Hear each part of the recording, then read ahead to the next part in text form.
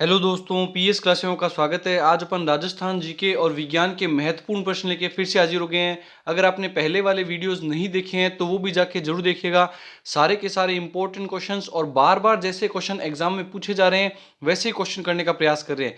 तो आज की क्लास पशु परिचर और राजस्थान में होने वाली सभी प्रतियोगी परीक्षाओं के लिए बहुत ज्यादा इंपॉर्टेंट है, जिसमें साइंस के क्वेश्चन और आपको राजस्थान जीके के प्रश्न देखने को मिलेंगे। ये क्लास उसके लिए बहुत ज्यादा इंपॉर्टेंट है। तो आज की क्लास शुरू करते हैं। मथेरना कला कहाँ की प्रसिद्ध है? काफी अच्छा क्वेश्चन है, इंपॉर्टेंट लगा लीजिएगा।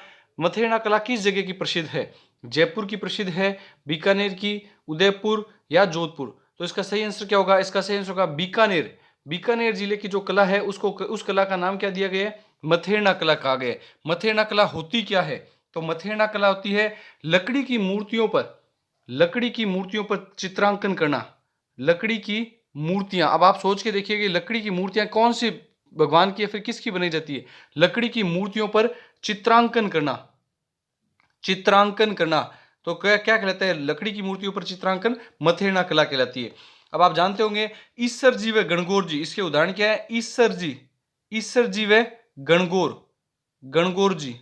ईसर और गणगौर कौन सी कला के उदाहरण है? तो आपको ध्यान में होगा मथेरना कला के उदाहरण कौन से हैं? ईसर व गणगौर। और इसमें पीले रंग की प्रधानता होती है, बीकानेर शैली में है ये, और ये मथेरना कला कहलाती है। लकड़ी व मूर्तियों पर चित्रांकन करना पद मथेरना कला है। ईसर जी व गणगौर किसका उदाहरण है? मथेरना कला के उदाहरण है। कौन से रंग की प्रधानता है? तो पीले रंग की प्रधानता होती है। मथेरना कला में कौन से रंग की प्रधानता होती है ये भी पूछा जा सकता है कई बार। तो पीले रंग की प्रधानता होती है। और उसके अलावा इस कला में निपुण कौन है?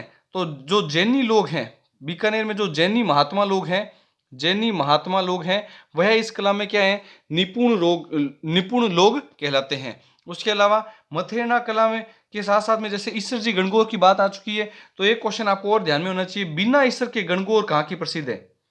बिना ईसर के गणगौर, बिना ईसर जी के गणगौर कहाँ मनाई जाती है? तो आपको ध्यान में होना चाहिए जैसलमेर में बिना ईसर के गणगौर का मेला भरता है। और सबसे ज्यादा ईसर गणगौर का मेला कहाँ का प्रसिद्ध है? तो ये भी आपको ध्यान चाहिए, गणगौर का मेला जयपुर का प्रसिद्ध है। ये सारे के सारे क्वेश्चन वेरी इंपॉर्टेंट है और अच्छे से याद कीजिएगा। नेक्स्ट क्वेश्चन देखते हैं। चित्रशाला का निर्माण किस शैली में करवाया गया? स्टार लगा लीजिए, इस क्वेश्चन को बहुत बार पूछा जा चुका है। चित्रशाला का निर्माण कौन सी शैली के अंतर्गत करवाया गया? बूंदी शैली, कोटा शैली, नाथद्वारा शैली या उनियारा शैली? तो इसका सही आंसर होगा बूंदी शैली। बूंदी शैली को और किस नाम से जाना जाता है ये भी बताइएगा।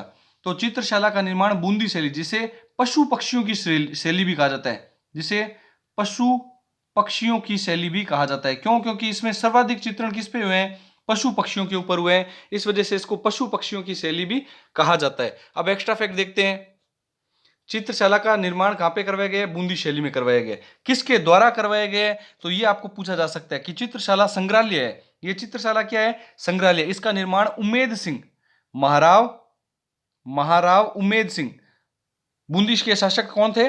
महाराव उमेद सिंह के द्वारा इसका निर्माण करवाया गया था। वेरी वेरी इंपॉर्टेंट है, अच्छे से नोट कीजिएगा। महाराव उमेद सिंह के द्वारा इसका निर्माण करवाया गया था।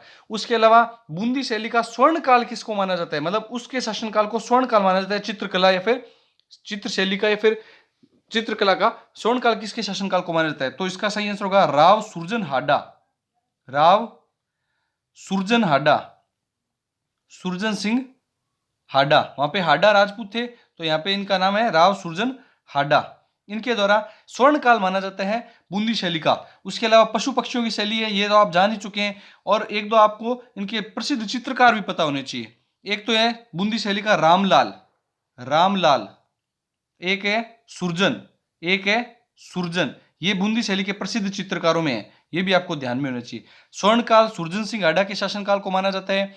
चित्रशाला जो संग्रहालय है इसका निर्माण उमेश सिंह के द्वारा करवाया गया। और बूंदी शैली को पशु पक्षियों की शैली माना जाता है। और रामलाल और सुरजन इसके प्रमुख चित्रकार हैं। एक क्वेश्चन में अपन कम से कम 4 से 5 क्वेश्चन करते हुए चलते हैं, ये सारे फैक्ट आपको अच्छे से ध्यान होने चाहिए। नेक्स्ट क्वेश्चन देखते हैं। बम नृत्य कहाँ का प्रसिद्ध है? वेरी वेरी इंपॉर्टेंट लगा लीजिएगा, बहुत बार पूछा जा चुका है ये क्वेश्चन। बम नृत्य कहाँ का प्रसिद्ध है? भरतपुर, उदयपुर, राजसमंद या सिरोही? इसका सही आंसर होगा भरतपुर। ये होली के अवसर पर किया जाता है, होली के अवसर पर किया जाता है। होली के अवसर पर किया जाने वाला नृत्य बम नृत्य कहलाता है। बम किसको बोला जाता है? यहाँ पे जो ढोल है, इस ढोल को ये जब पीटते हैं तब बम, जैसे बम की आवाज आ रही है उस हिसाब से बम नृत्य इसको नाम दिया गया है। और यहाँ पे रसिया गीत पे किया जाता है। यहाँ पे होली के ऊपर रसिया गीत गाए जाते हैं, रसिया गीत, तो इसको बम रसिया भी बोला जाता है, बम रसिया नृत्य भी बोला जा सकता है इसको, बम रसिया। बम रसिया नृत्य भरतपुर का प्रसिद्ध है।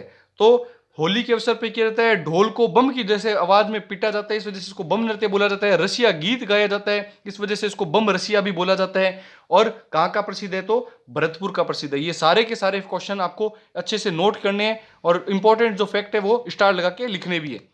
नेक्स्ट क्वेश्चन देखते हैं। नेक्स्ट क्वेश्चन देखिएगा, लाख की चूड़ी को कहते हैं, राजस्थानी भाषा में लाख की चूड़ी को क्या कहा जाता है? पाटला, पूचिया, कड़ा या मोखड़ी? इसका सही आंसर होगा मोखड़ी।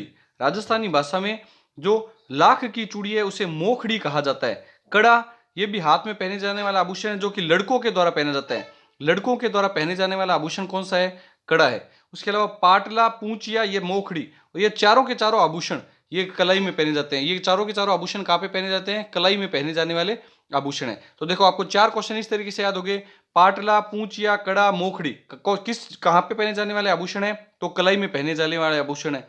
और इसमें से भी लाख की चूड़ी को क्या कहते हैं? मोखड़ी कहते हैं। कड़ा लड़कों द्वारा पहना जाता है, पूंचिया और पाटला भी पहने जाने वाला, लड़कियों द्वारा पहने जाने वाला आभूषण है। और ये सारे के सारे कलाई के आभूषण है। नेक्स्ट प्रश्न देखते हैं, मृत्यु के पश्चात मृतक की अस्थियां एकत्र करना कहलाता है। मृत्यु होने के पश्चात मृतक की अस्थियां एकत्र करने के लिए वापस से शमशान में जाया जाता है। उस अस्थियों को एकत्रित करना राजस्थानी भाषा में क्या कहलाता है? सातरवाड़ा, बखेर या बिखेर? इसको बखेर या बिखेर दोनों ही नाम आते हैं, बखेर या बिखेर। या फूल एकत्रित करना या पिंडदान? इसका सही आंसर होगा फूलों को एकत्रित करना। जो अस्थियां होती है वो रह जाती है, उन अस्थियों को बोला जाता है फूल एकत्रित करना बोला जाता है। सातरवाड़ा सांत्वना देना, मृत्यु के पश्चात में उनके परिवार वर्जनों को सांत्वना देना कहलाता है सातरवाड़ा। बिखेर या बखेर जो पीछे फुल्ली वगैरह पैसे उछाले जाते हैं उसको बोला जाता है बिखेर या बखेर। फूल एकत्रित करना मतलब मृतक की अस्थियों को एकत्रित करना। और पिंडदान जो बड़े बेटे द्वारा किया जाने वाला कार्य होता है पिंडदान करने का, वो पिंडदान कहलाता है। तो ये सारे के सारे आपको फैक्ट अच्छे से ध्यान में हो गए। फूलों को एकत्रित करना, अस्थियों को एकत्रित करना कहलाता है। नेक्स्ट क्वेश्चन देखते हैं, पति की मृत्यु पर पत्नी द्वारा भी पति के साथ मृत्यु को प्राप्त करना कहलाता है। वेरी वेरी इंपॉर्टेंट क्वेश्चन है ये, इसका सही आंसर बताइए।